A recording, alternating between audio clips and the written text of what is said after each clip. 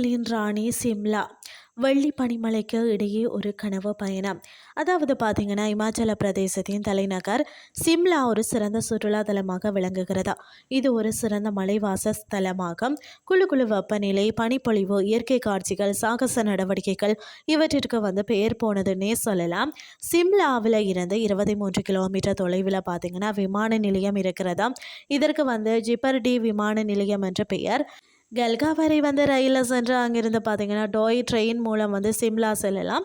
December முதல் பார்த்தீங்கன்னா பிப்ரவரி வரை சிறந்த நேரமாக இருக்கிறது. மால் ரோட்டில் பல வகையான உணவகங்கள் இருக்கிறது. இங்குள்ள இந்தியன் காஃபி மிகவும் பிரசித்தி பெற்றது. சிம்லா மலைகளின் ராணி என அழைக்கப்படுகிறதுன்னே சொல்லலாம். இங்குள்ள வெப்பநிலை பார்த்தீங்கன்னா -20 டிகிரி இருக்கிறதால எங்கு பார்த்தாலுமே வெள்ளிமலை போன்று காட்சி அளிக்கிறது. பழங்குடி மக்கள் அதிகம் வசிக்கக்கூடிய பகுதியாகவும் சிம்லாவில் இருந்து பார்த்தீங்கன்னா 19 கிலோமீட்டர் தொலைவில் இருக்கக்கூடிய குர்பி மலை சிறந்த ஒரு சுற்றுலா தலமாகவும் விளங்குகிறது.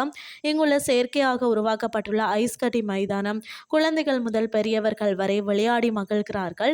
குழு குழு பகுதியில் புகழ்பெற்ற பிஜிலி மகாதேவ் சிவன் கோயிலும் இருக்கிறது. இந்த சிவலிங்கம் பார்த்தீங்கன்னா பனியால் மூடப்பட்டிருக்கும்.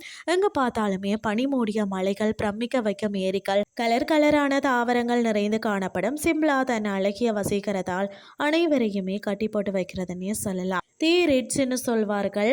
இந்த தீரிட்ஸ் சிம்லாவின் மையப்பகுதி என கூறலாம். பிரபலமான சுற்றுலா தலமாக விளங்கி வருகிறதா. இயற்கை காட்சிகள் இங்கே ஏராளமாக இருக்கிறதால இந்த இடத்துல இருந்து கண்டுகளிப்பதற்கு மிகவும் ரம்மியமாக இருக்கும். அடுத்தது கோட்டை மலைகள். சிம்லாவில் இருந்து பார்த்தீங்கன்னா 5 கிலோமீட்டர் தொலைவில் இருக்கக்கூடிய ஒரு அழகிய கிராமம்.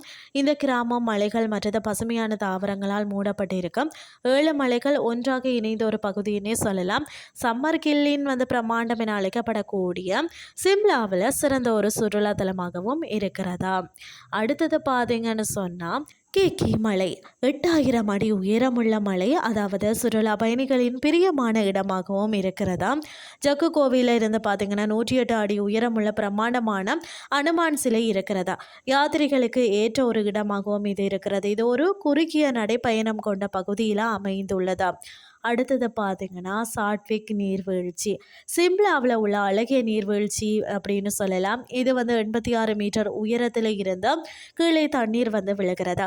இந்த நீரானது கீழே உள்ள பள்ளத்தாக்கில் சேர்க்கிறதா. இந்த இடத்திற்கு பார்த்தீங்கன்னா ஜூன் முதல் செப்டம்பர் வரை செல்வதற்கு உகந்த இடமாகும். இன்றைய கிறிஸ்டி உங்களுக்கு பிரயோசனமாக அமைஞ்சிருக்கும்னு சொல்லி நானும் நம்புகிறேன். இதே மாதிரி மற்றொரு கிறிஸ்டியின் வாயிலாக உங்களை சந்திக்கிறேன். நன்றி.